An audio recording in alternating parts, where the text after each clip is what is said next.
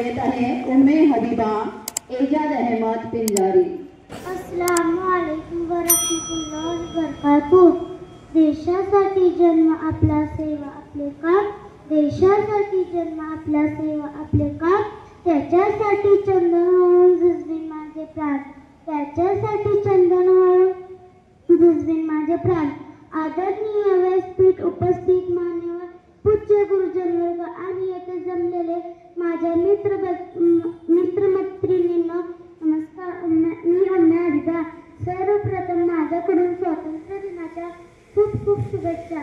आजच्या दिवशी म्हणजेच 15 ऑगस्ट 1947 रोजी एक सोनेरी पहाट झाली आणि आपला देश इंग्रजांच्या गुलामीतून मुक्त झाला।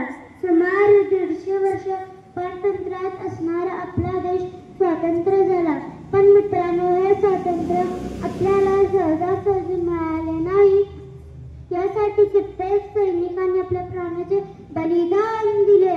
म्हणूनच म्हणावेसे वाटते, आओ झुककर सलाम करें उनको जिनके हिस्से में मुकाम आता है, आओ झुककर सलाम करें उनको जिनके हिस्से में मुकाम आता है। खुश नसीब होता है वह जो देश के काम आता है, खुश नसीब होता है वह जो देश के काम आता है। देश सेवा हेच एक स्वप्न डोळ्यासमोर ठेवून आपल्या भारत मातेच्या स्वातंत्र्यासाठी भगतसिंह, राजगुरू, सुखदेव यांच्यासारखे महान देशभक्त हसत फासावर गेले। म्हणून आपणही त्यांच्याकडून प्रेरणा घेऊन आपल्या जात धर्म हा भेदभाव विसरून आपल्या देशाच्या प्रगतीला हातभार लावला पाहिजे।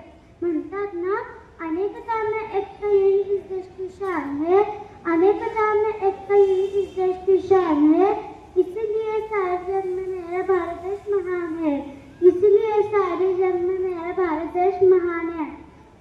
निश्चितच भावी पिढी म्हणून आपल्या देशाला अधिक समृद्ध व संपन्न बनवण्याची जबाबदारी आपल्या खांद्यावर आहे। त्यामुळे देशाचे भावी नागरिक